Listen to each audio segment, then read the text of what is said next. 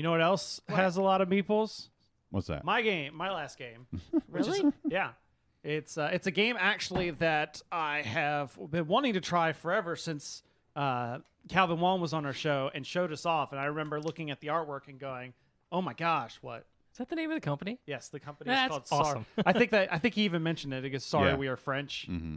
That's But funny. Ganymede, which is being put out in the U.S. by Lucky Duck Games. Oh, right. But yeah, the point of, and it's just the artwork is so amazing. So the point of Ganymede, let me see if I can get.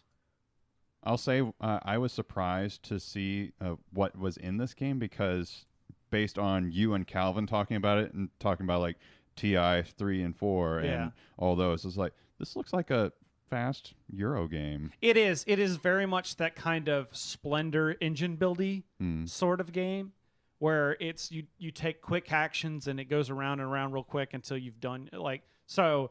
In the game, everybody's got one of these player boards that's got it's got Earth, it's got Mars, and then the kind of Ganymede research station or space station.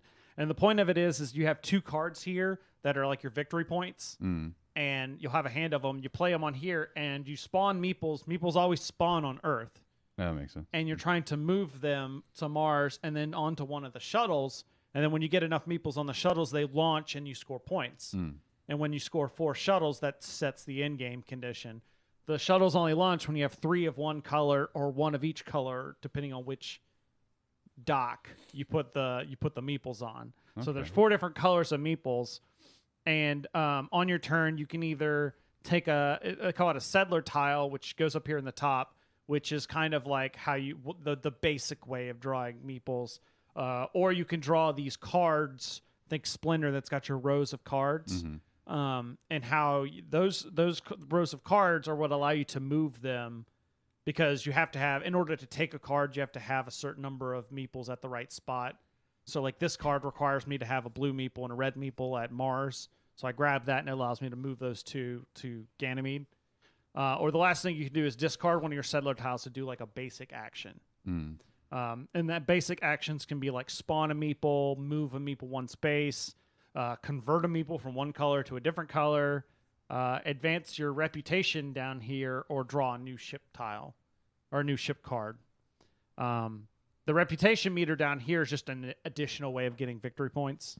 Okay. And there's a bunch of other complexities in here. Like you can get a couple other kind of rules that make you more engine building. Like there's a bunch of different suits for each of the tiles and each of the shuttle cards, and that if you get multiple of the settler tiles, you're allowed to do the action that you do multiple times.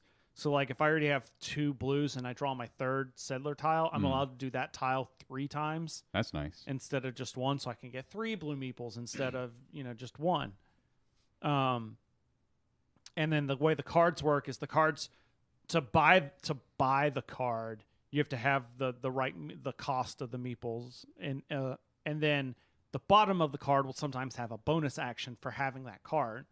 Well, if you have say the card, okay, the card is like, I need a red and a yellow meeple on Earth. Okay, that lets me take this card, and it's a yellow suit, and I play it, and I've already got a yellow suit played there. And the bottom of the card has a little the thing that says draw or spawn a meeple. Then because I have 2, I can now spawn 2 meeples there instead. So it kind of benefits you to kind of like look at the different suits and try and maybe build up one. There's also some victory points that allow you to get more victory points if you have more of one type than another. But there's also other benefits where if you get 1 of each suit, you're allowed to launch a ship before you fully complete its requirements. So it's a way of getting points easier. Okay. That's just like the briefest of overviews. There's still a lot more to this, but it does fulfill, like I said, it fulfills that same, to me, playing it felt like that same kind of itch being scratched of like gizmos and yeah, you were giving me Gizmos vibes with you describing it. Gizmos, even Century and Splendor, all of those types of very fast engine building light games. I just love this one a lot mainly because of the artwork.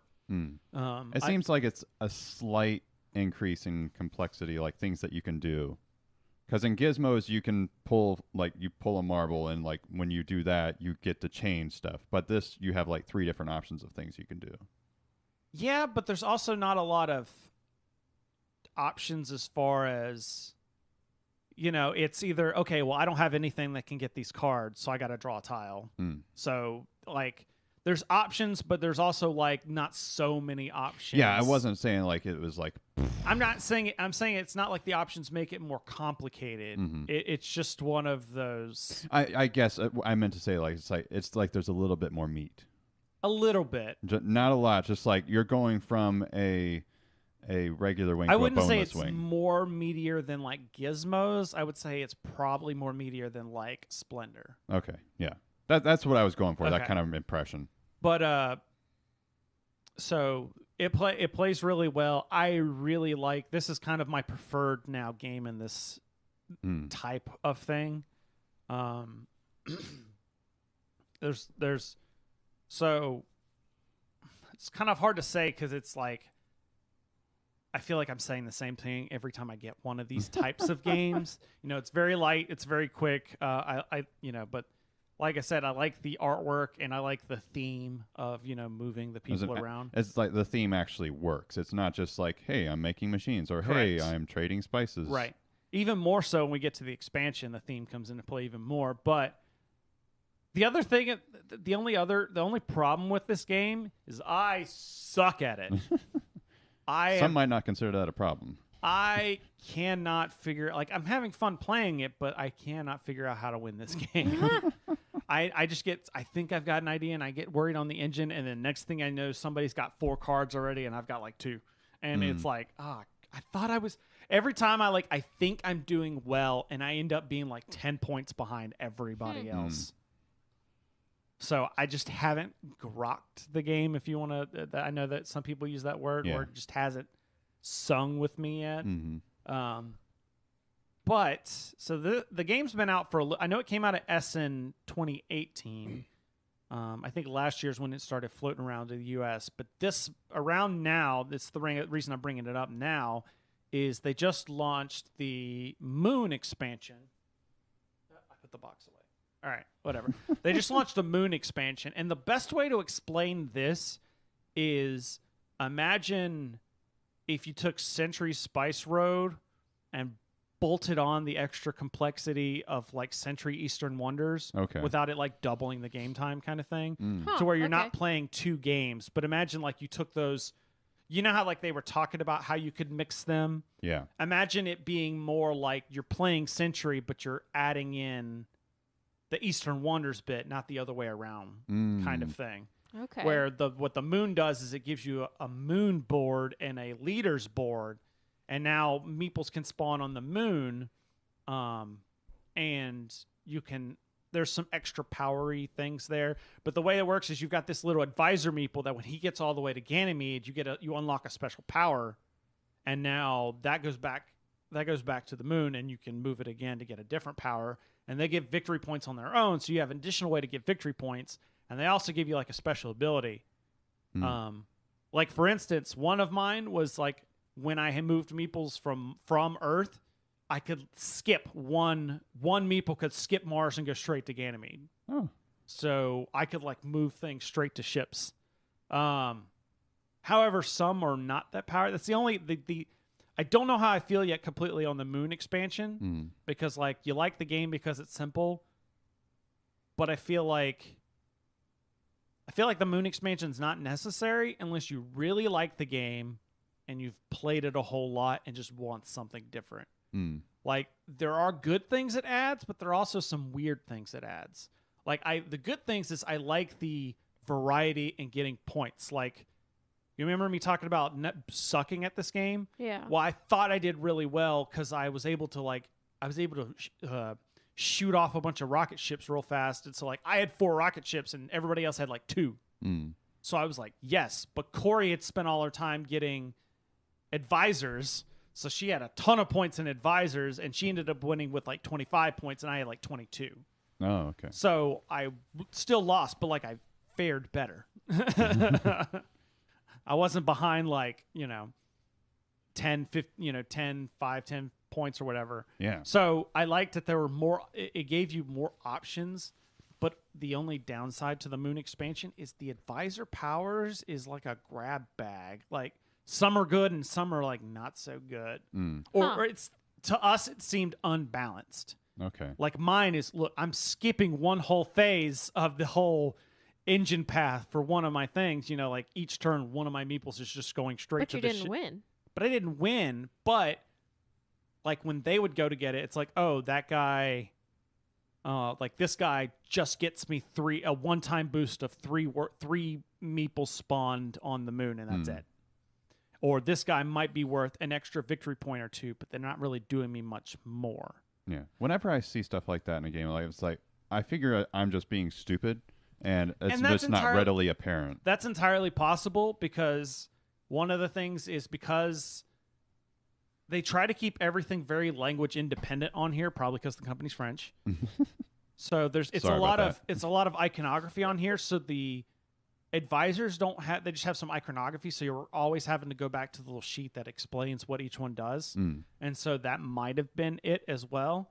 Or it may have also been like people weren't using them as well as they could have. But it just seemed like some were a lot better than others. Gotcha. Like there was just like, oh my gosh, that's a game breaking one, and that one's just kind of like I feel like all of them should have been like, all of these are kind of game breaking in the same level. It's just which way do I want to like customize. Whereas it seemed like there were like one or two that stayed up there all the time, and we just kept circulating out the other two or three.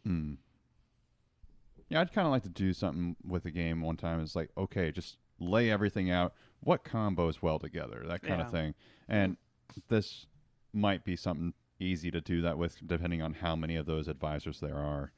I don't know. But it definitely like I said, when I made the comparison to Century earlier, because it gave me that feeling like Century, where you go from Spice Road to it being very, very light and simple to, okay, now we've got a little bit more meat on the game of like Eastern Wonders sort of bits, while at the same time the base mechanics being the same. Okay. Because it definitely gave you a lot more choices and such. So well, it's definitely piqued my interest. I'd be interested. So that's to try Ganymede it's originally designed by Sorry We Are French, but published from Lucky Duck Games. I would say you could avoid the Moon expansion for now, unless you've been like if you've got Ganymede and you're like, I don't know if the Moon expansion's worth it. If you like Ganymede, you're probably gonna like the Moon expansion. Especially like I said, if you're wanting to take it up just a hair, it does add a little bit of length. It probably takes the game from like a 45 minute to maybe like an hour 15, hour 30. Oh, okay. But that also could have been our unfamiliarity with the powers too. But yeah, we definitely played this. You can play the base game in under an hour. Yeah, it says 20 to 40 minutes on the box. And that was with 4 players playing. So there you go. Oh, cool.